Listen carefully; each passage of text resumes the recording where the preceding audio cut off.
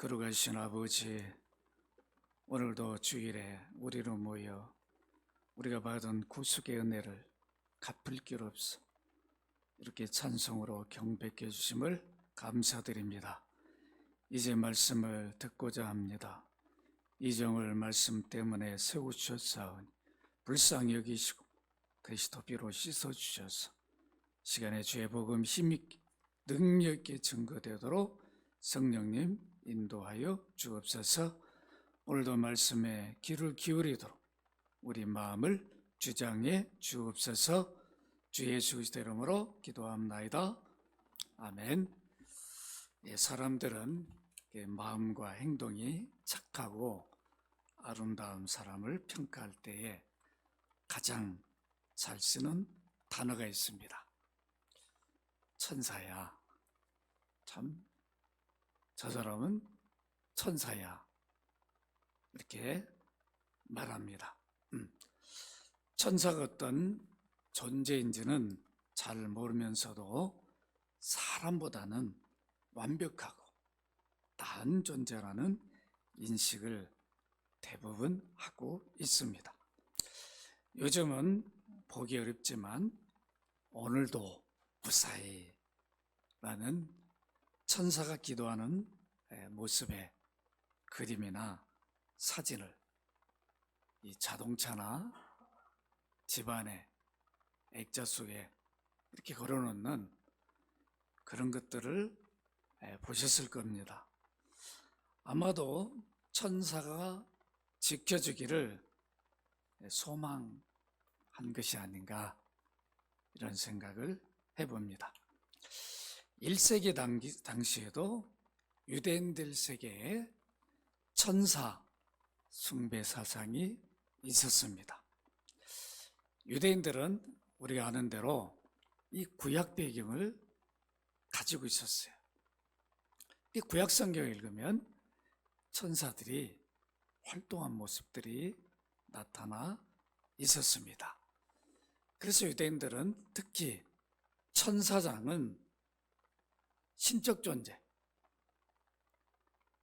거의 하나님격으로 놓고 신성시 하였습니다. 그래서 히브리서는 오늘 본문을 통해서 우리가 구원주로 믿는 하나님 아들과 천사와는 비교 불가한 뛰어나신 분이심을 제시해 주고 있습니다. 하나님 아들이 천사보다 훨씬 뛰어나다. 훨씬 뛰어난 이유가 무엇인가? 여러분 오늘 4절을 같이 한번 읽도록 합니다. 시작. 그가 천사보다 훨씬 뛰어남 그들보다 더욱 아름다운 이름을 기업으로 얻으심이라. 천사가 갖지 못한 아름다운 이름을 가졌다. 누가요? 하나님 아들이. 하나님 아들이라는 이름은 천사보다 뛰어난 이름이다. 여기 아름다운 그 말은 탁월한, 뛰어난, 빼어난 그런 뜻을 갖고 있습니다. 그리고 여기 그가는 하나님 아들, 바로 우리가 믿는 예수 그리스도를 말합니다. 우리가 예수님을 하나님 아들로 부르고 있는데 세상이 창조되기 전 영원에서부터 예수로 계신 게 아니라 하나님 아들이란 이름으로 계셨다. 하나님 아들이란 이름으로 계셨다. 이렇게 말씀합니다. 여러분 요한복음 1장 1절 3절을 이렇게 보시면 태초에 말씀이 계시니라. 여기 태초는 창세기 1장 1절과 다르다고 그랬죠? 창세기 1장 1절의 태초는 하나님이 창조를 한 시작점을 말해요. 그러니까 요한복음 또 요한일서의 태초는 영원에서, 창조 이전 영원에서, 여러분 이게 잘 구분할 줄 알으셔야 됩니다. 영원에서 말씀, 바로 말씀이 계셨는데 이 말씀은 노고스, 하나님 아들을 말합니다. 이 말씀이 하나님과 함께 계셨으니 이 말씀은 곧 누구시니라? 하나님이시니라. 그러니까 하나님 아들이 하나님이셨다. 그가, 여기 그는 하나님 아들을 말하죠.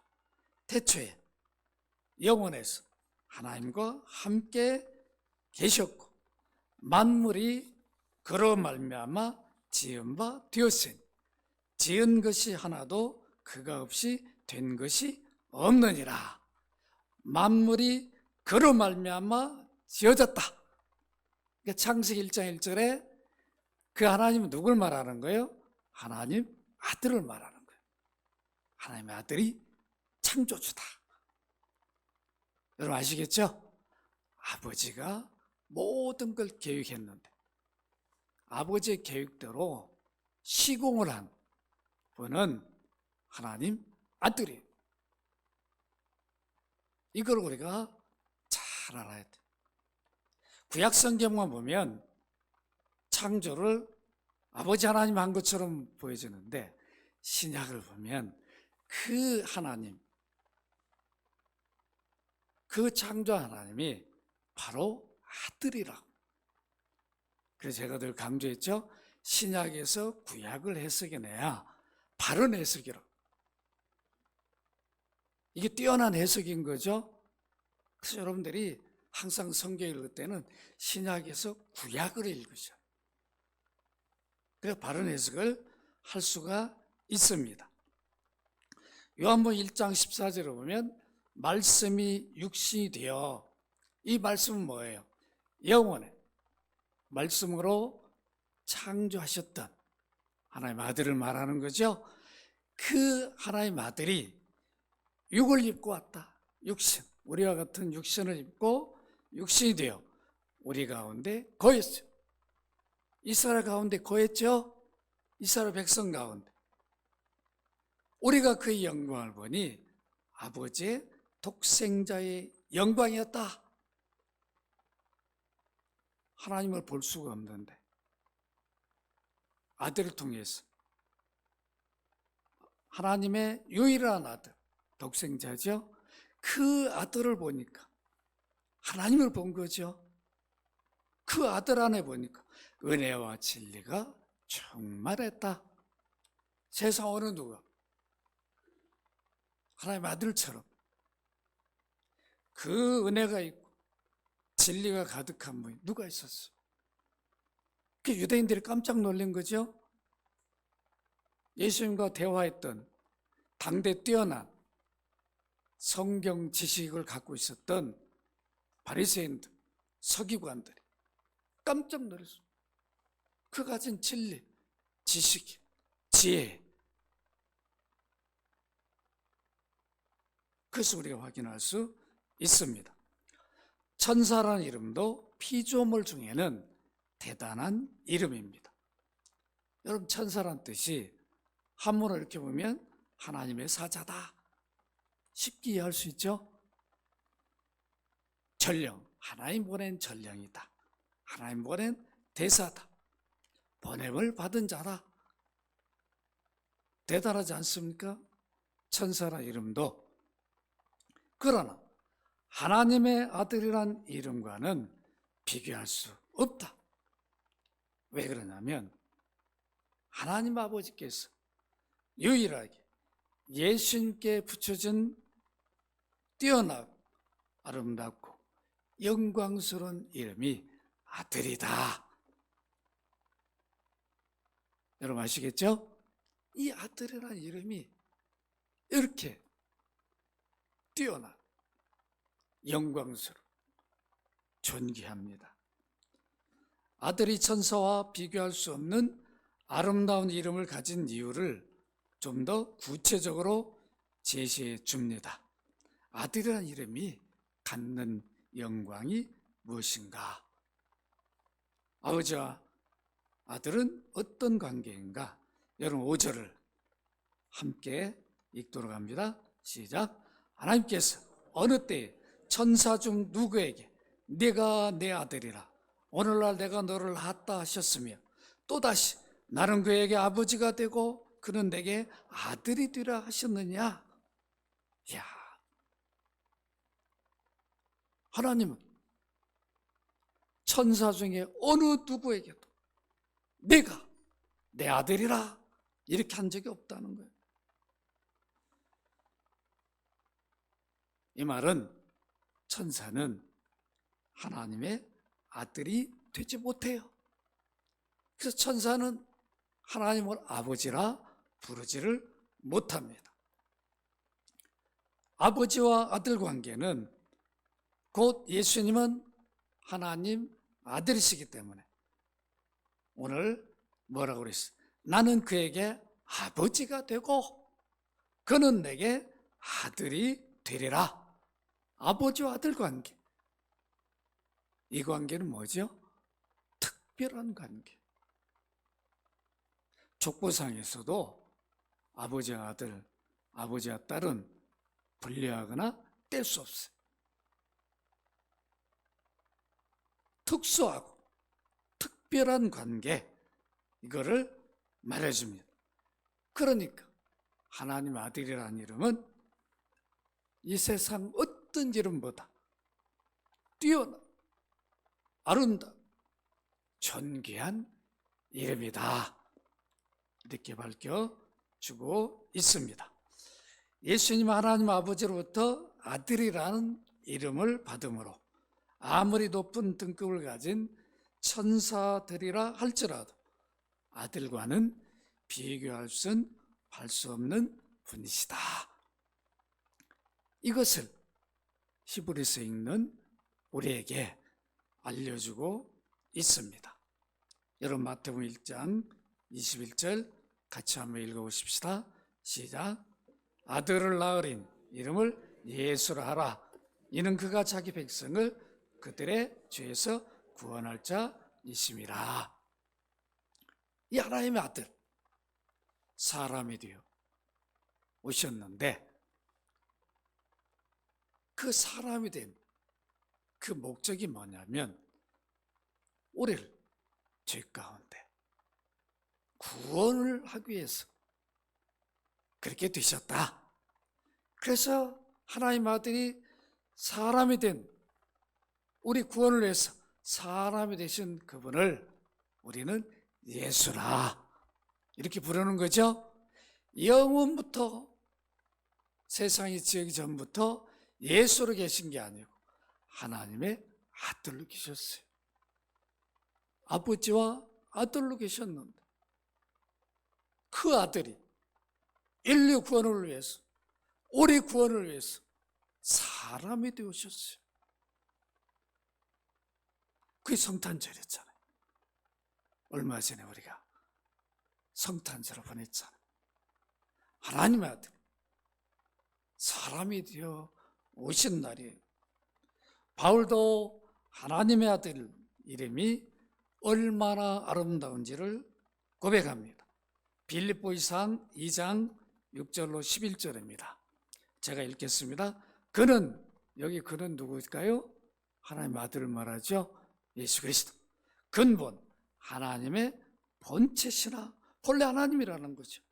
하나님과 동등됨을 취할 것으로 여기지 아니하시고 본래 아버지와 아들 동일하신 하나님인데 계속 하나님으로 하나님 보좌에 계신 게 아니라 오히려 자기를 비워 종의 형체를 가지사 사람들과 같이 되셨다. 창조주가 피조물이 되었어요. 자기가 만든 피조물을 드셨다. 하나님의 아들이 사람이 됐어요. 종의 형체를 가진 거죠. 왜 그랬을까요? 사람의 모양으로 나타나서 자기를 낮추시고 죽기까지 복종하셨으니 곧 십자가에 죽으십니다. 우리 인류가 사람이 범죄했죠. 하나님은 선악과를 먹었잖아. 먹지 말라 했는데 먹었어요.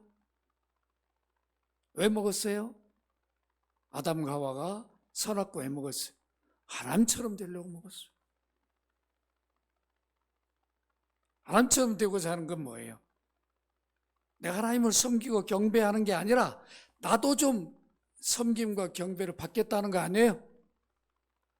어떻게 신하가 왕이 되려고 하면 이게 반역죄인데 피조물이 창조주가 되려고 그랬어. 살려둘 수 없는 거죠. 이게 반역죄라.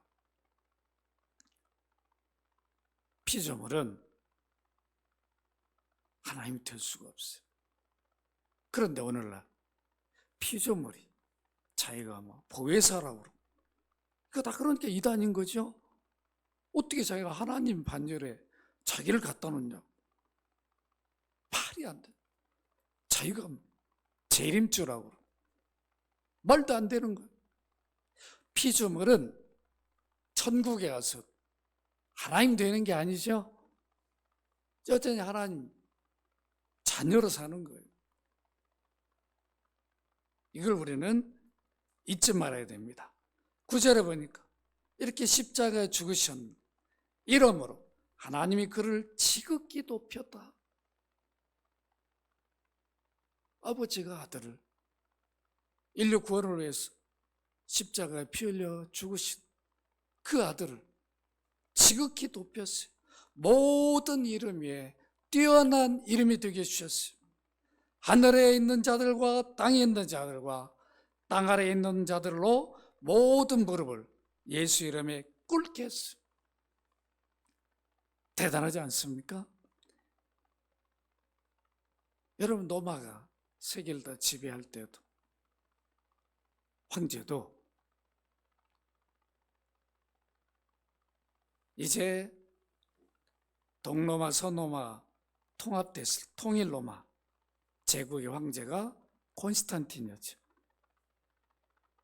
기독교에 공인하면서 예수 그리스도를 퀴리오스로 인정합니다. 하나님의 아들. 모든 무릎을 다 꿇게 된 거죠. 그래요, 안 그래요? 여러분, 우리가 이것을 잊지 말아야 됩니다. 지금도 어느 누구 다 그리스도 앞에 무릎을 꿇게 되어 있어요. 미국의 대통령 이번에 아마 보셨을 거예요. 성경에 손을 얹고 선서하죠. 모든 입으로 예수 그리스도를 주라 시인하여. 이 시인은 믿음 고백을 말합니다. 하나님 아버지께 영광을 돌리게 했다. 왜요? 구원주로 보냈는 그를 구원주로 주로 믿으니까 하나님의 영광을 받으신 것입니다. 아들의 피조물을 구원하기 위해서 사람이 되셔서 그 몸으로 친히 구원을 이루셨으므로 구속주의 이름은 천사들의 이름들과는 비교할 수 없음을 말해줍니다. 그래서 하나님은 세상에 아들을 구원주로 보내실 때 아들 외에 다른 이름을 주시거나 보내신 일이 없다고 하셨어요. 그렇기 때문에 아들의 이름, 우리 구원을 위해서 새로운 이름이 뭐예요? 예수라는 이름, 그리스도라는 이름은 세상에서 이보다 더 뛰어난 아름답고 존귀한 탁월한 영광스러운 이름이 없다. 이것을 알라는 거죠. 우리가 부를 때 하나님의 아들, 우리가 예수님을 부를 때 이걸 알고 불러야 돼. 그럴 때 얼마나 우리 마음속에 감격이 주어지는지 여러분 느끼게 될 겁니다. 사도행전 4장 12절 우리 다 같이 한번 읽도록 합니다. 시작. 다른 이로서는 구원을 받을 수 없는 천하 사람 중에 구원을 받을 만한 다른 이름을 우리에게 주신 일이 없습니다. 다른 이름을 인류 구원을 위해서 하나님의 아들을 보내는 것, 하나님의 아들을 구원을 위해 보냈기 때문에 우리는 예수라 부르는 거잖아요. 그래서 인류 구원은 유일하게 구원주는 예수님밖에 없어요. 어느 종교에도 구원주는 없어요. 도덕 윤리적으로 좋은 말씀은 있어요. 깨달음을 주니까. 타 종교에도. 그러나 구원주는 아니에요. 유일하게 구원주는 하나님의 아들을 보내신 것입니다. 믿으시기를 바랍니다. 하나님의 아들은 하나님 아버지의 유일한 아들이에요. 하나밖에 없어요. 하나밖에 없는 아들을 우리 구원을 위해 주셨습니다. 그래서 요한복음 1장 18절을 같이 한번 읽도록 합니다. 시작. 본래 하나님을 본 사람이 없으니 아버지 품속에 있는 독생하신 하나님이 나타내셨느니라. 그 신약에 뭐라고 해요? 나를 본 자는 아버지를 보았다. 하나님이 영이니까 볼 수 없는데 아들을 통해서 동일하신 하나님이니까 아들을 보게 된 겁니다. 둘째로 아들이 천사보다 뛰어난 이유는 아들은 천사들을 지으신 창조주이시기 때문입니다. 천사들은 누가 지었는가? 아들이 지었어요. 언제 지었는가? 첫째 날 지었습니다. 여러분 창세기 1장 1절 같이 한번 읽도록 합니다. 시작. 태초에 하나님이 천지를 창조하시니라. 여기 태초는 하나님의 아들이 말씀으로 모든 시작을 놓게 하는 시작점을 말해요. 빛이 있으라. 바로 있게 된 그 시작점. 하늘, 지구, 모든 별들이 존재하도록 말씀하신 시작점을 태초라 말하는데, 여기 천지는 하늘과 땅을 말하죠. 여기 하늘은 하늘들인데 여기는 보이는 세계, 이 우주와 보이지 않는 영적 세계를 그때 만들었어요. 그걸 어디에서 말해주는가? 골로새 1장 16절. 그래서 우리가 신약에서 왜 구약을 해석해야 되는가? 여러분 골로새 1장 16절 같이 한번 읽도록 합니다. 시작. 만물이 시작. 만물이 골로새 1장 16절 없어요? 네, 제가 읽습니다. 만물이 그에게서 창조되되 하늘과 땅에서 보이는 것들과 보이지 않는 것들과 혹은 왕권들이나 주권들이나 통치자들이나 권세들이나 만물이 다 그로 말미암아 그를 위하여 창조되었고, 여기 만물이 하나님 아들로 창조되되 하늘과 땅에서 보이는 것들과 보이지 않는 것들, 보이는 우주 해와 달 별들 보이죠? 다 몇 개인 줄은 모르지만 보여요. 그러나 천사는 어느 정도인지 우리가 몰라요. 어마어마한 천사를 첫째 날 지으셨는데 보이지 않는 존재, 영적 존재가 첫째 날 지어졌어요. 우리는 몇째 날 지어졌죠? 여섯째 날. 그러니까 천사가 우리보다 앞서서 지어졌습니다. 당시 유대인들은 천사들이 영원 전에 있던 영적 존재로 여겼어요. 잘 몰랐으니까. 왜 그럴까요? 신약을 유대인들은 안 믿으니까. 신약으로 구약을 해석해내면 분명히 알 텐데 모르니까. 영원에서 하나님과 함께 있었던 존재로 여겼어요. 그래서 유대인들은 천사를 엄청난 능력이 있고 하나님 계시를 전달하는 신적 존재이기 때문에 천사 숭배를 했습니다. 어떻게 보면 안타까운 일이죠.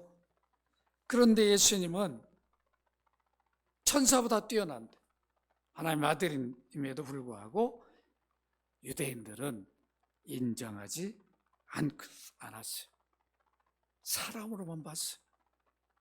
요셉, 마리아의 아들로만 인정하고 영적 천사가 더 위에로 위인 것을 여겨버린 거죠. 천사의 존재를 잘 모르면 이런 일을 하게 됩니다. 그래서 이불에서는 그걸 너무도 잘 알아요. 유대인들의 그 사고를. 그렇기 때문에 창조주이신 아들을 피조물인 천사와 동급에 놓는 이런 일을 하지 말라는 거죠.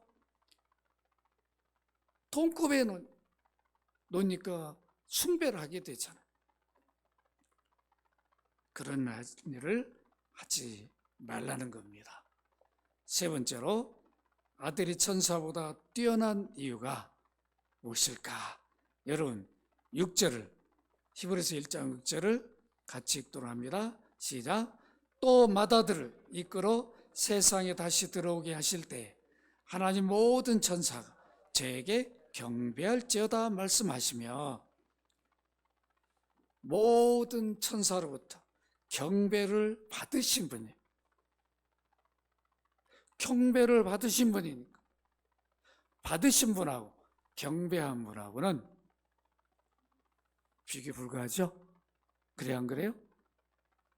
경배받는 위치에 계신 창조주인 어떻게 해서 경배하는 대상을 숭배할 수 있는가? 말이 안 된다라고 말씀하고 있습니다. 모든 천사의 존재 목적은 아들을 경배하는 일을 위해 창조되었다. 여기 맏아들로 세상에 들어오게 하실 때는 아들로 출생하여 사람이 된 것을 말합니다. 여기 하나님 아들을 맏아들이라 이렇게 불렀어요. 맏아들이란 말은 다른 자녀들도 있단 말이죠. 맏아들이 와서 우리 구원을 위해서 모든 구원의 일을 십자가에 이루신 다음에 그를 믿는 자들이 자녀들이 되죠. 하나님의 자녀들. 그래서 예수님을 우리의 맏아들이다. 하나님의 맏아들이에요. 우리의 맏형이에요. 여러분 좋아요 안 좋아요? 가장 큰 형님, 큰 오빠예요. 가정에서 예수님이 우리의 가장 큰 형님, 큰 오빠. 여러분 든든해요 안 든든해? 든든해 안 든든해? 야, 이런 오빠를 우리가 모시고 살고 있다니. 이야, 여러분 그런 느낌 있잖아요. 아들이 다 맏아들이 이만할 때는 몰랐는데 자꾸 이제 성장해가지고 자기보다 더 크고 다 이런 거예요. 든든하다. 우리 맏아들 때문에 든든하다. 이런 생각을 해요 안 해요? 딸도 마찬가지. 자, 우리 맏딸 때문에 우리 집이 든든하다. 그럼 둘째 딸은 뭔가? 그런 의미가 아닙니다. 여기에 맏아들은 우리로 하여금 그 하나님의 아들이 어떤 존재인가, 우리와 어떤 관계인가를 잊지 말라는 의미죠. 우리에게 맏아들, 큰 형님, 그 이름만 불러도 좋잖아요. 따라서 합시다. 예수님은 우리의 큰 형님입니다. 따라서 합시다. 예수님은 우리의 큰 오빠다. 하나님의 아들이. 하나님의 아들의 이름이 우리의 큰 형님, 큰 오빠예요. 얼마나 좋습니까?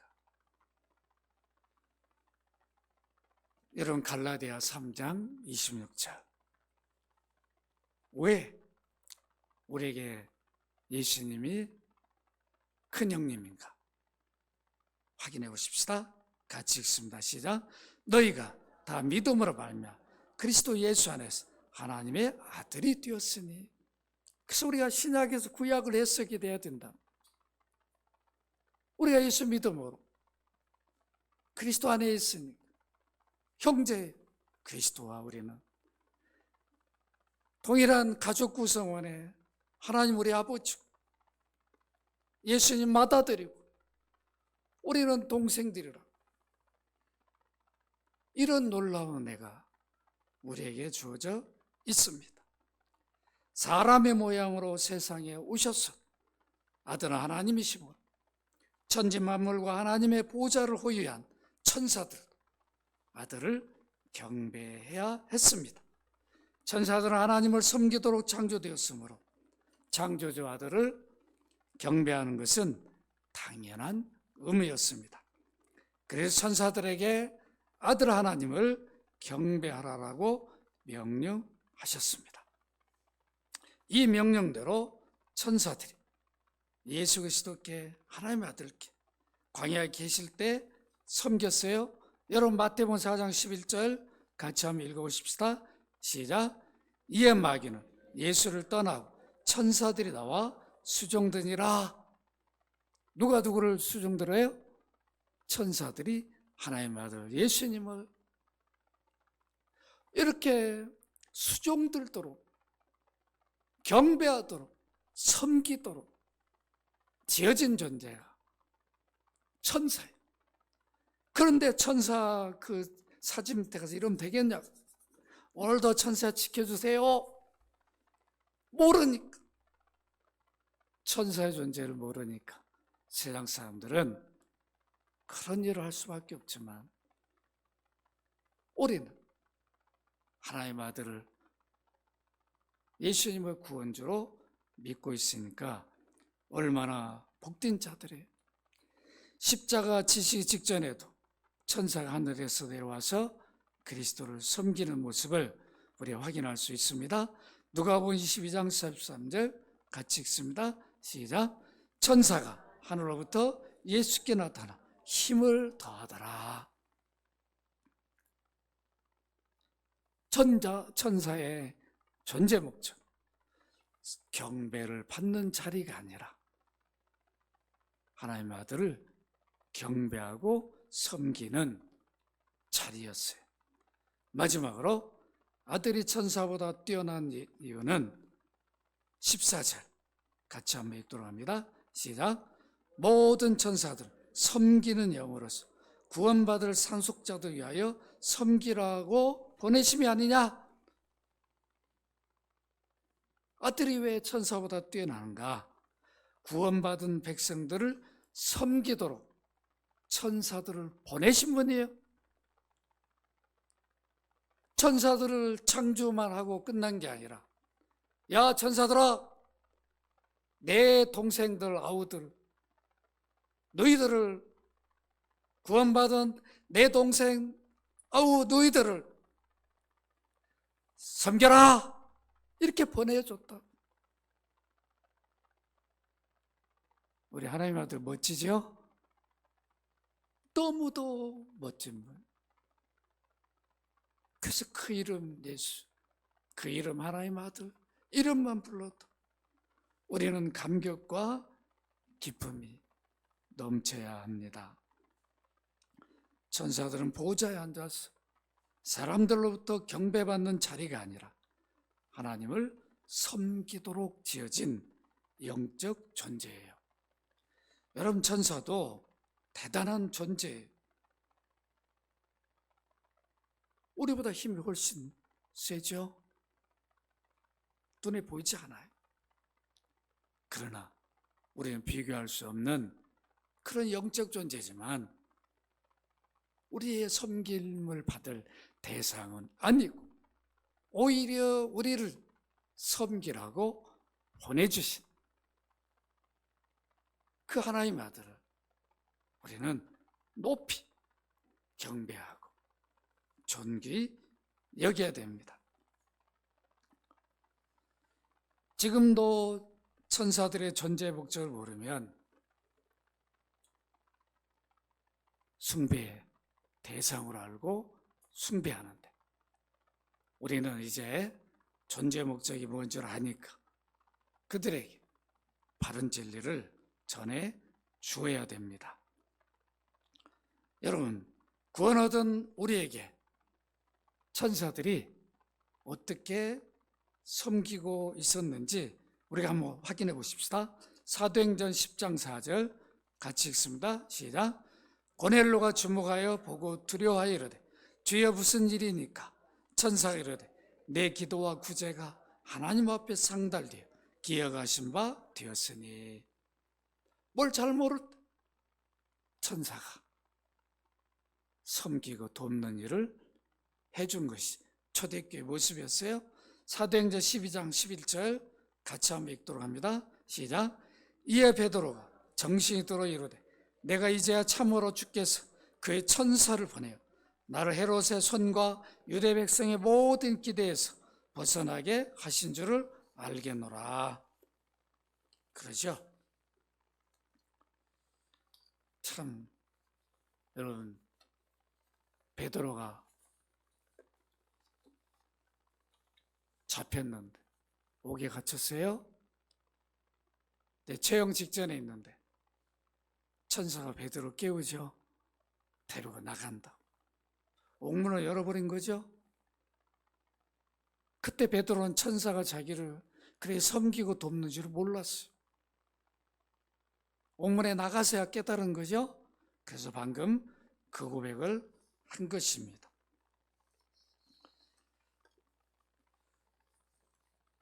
말씀을 맺습니다. 오늘 우리는 하나님 아들이 세상에서 뛰어난 이름을 가진 이유에 대해서 살펴보았습니다. 하나님 아들보다 더 뛰어난 이름이 인류 가운데 없어요.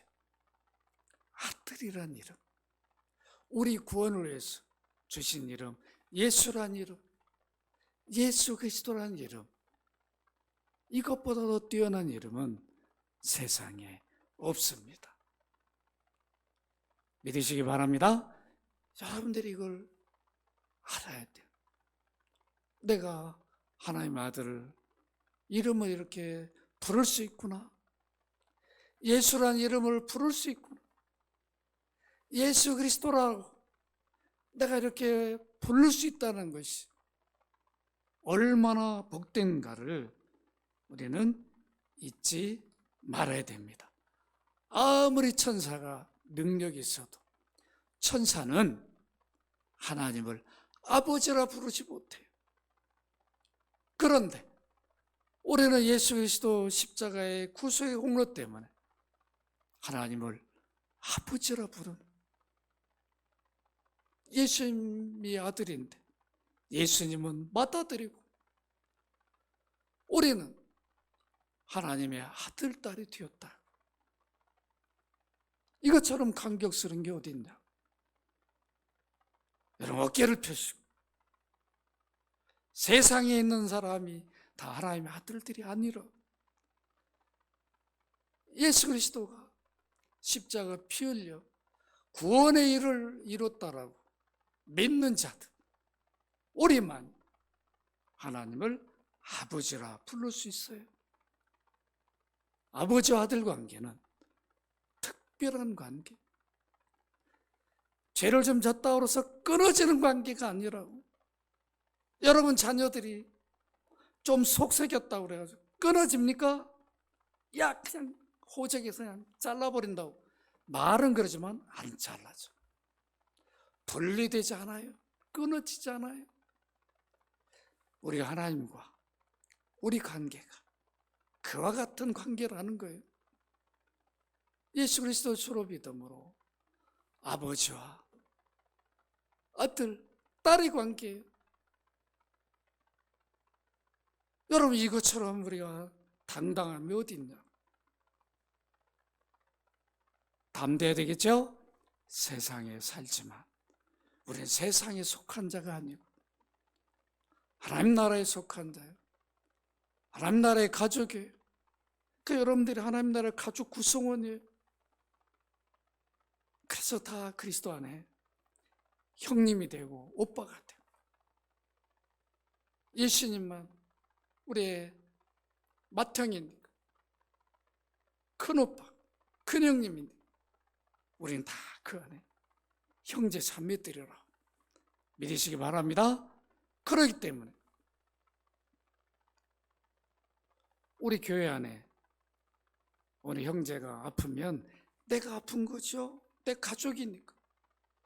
누가 어려움 당하면 내가 어려움을 당하고 있는 거예요. 내 가족이니까. 여러분, 우리는 어떤 말 하죠? 형제 자매 말할 때 피는 뭐보다 진하다 말하죠. 그 피 정도가 아니에요. 우리는 그리스도 피를 받은 사람들이죠. 그리스도 피로 하나 된 사람들. 이게 교회라고 하는 것이에요. 서로 배려하고 사랑하고. 그러니까 교회는 넘지 못할 벽이 없는 거죠. 십자가 때문에. 누구도 사랑할 수 있어야 돼요. 누구도 품을 수 있어야 돼요. 누구도 배려할 수 있어야 돼요. 허물이 없는 사람 누가 있어요? 허물을 보기보다 그 안에 그리스도가 있으니까. 그리스도를 보시고 내 안에 그리스도가 있으니까. 그리스도 때문에 우리 용서하고 배려할 수 있어야 됩니다. 오늘 설교 내용 중에 우리가 관심을 집중해야 하는 것이 무엇입니까? 예수님 하나님의 아들이 아니라 나도 하나님의 아들이요, 딸이다 고백하시기를 바랍니다. 나도 하나님의 아들이요, 나도 하나님의 딸이다. 이런 영광스러운 이름을 내가 갖고 있구나. 천사도 말만한, 천사도 갖지 못할 그 이름을 내가 갖고 있다. 여러분, 이런 감격을 가지고 우리가 살아야 돼. 그래야 세상이 살지만 세상 것 때문에 우리가 낙심하고 좌절될 이유가 없는 거죠. 그들은 아무 그런 정말 이 세상에 부끄러움이 없는 많은 걸 누리고 가졌다 할지라도, 명예를 가졌다 할지라도 그들이 갖지 못한 게 있다. 하나님 아들이란 이름, 딸이라는 이름은 세상 것으로 갖는 것이 아닙니다. 무엇으로 갖죠? 여러분, 요한복음 1장 12절 같이 한번 읽도록 합니다. 시작. 영접하는 자, 곧 그 이름을 믿는 자들에게 하나님의 자녀가 되는 권세를 주셨다. 여기 영접은 뭐예요? 예수 그리스도를 주로, 나의 구원주로 받아들이는 거죠. 예수 그리스도는 하나님의 아들이신데 나를 죄와 저주에서 건져내기 위해서, 구원하기 위해서 십자가에 피 흘려 죽으셨다. 나는 그 피를 믿는다. 그 피가 내 죄를 다 씻어주셨다. 죄 용서해 주셨다. 나는 이제 죄인이 아니고 의인이다. 도덕적으로 우리가, 윤리적으로 의인이란 뜻이 아니라 오직 만물을 창조하신 하나님이 우리를 아들을 믿으니까 죄 없다, 의인이라고 선언해 준 거죠. 그래서 우리는 의인입니다.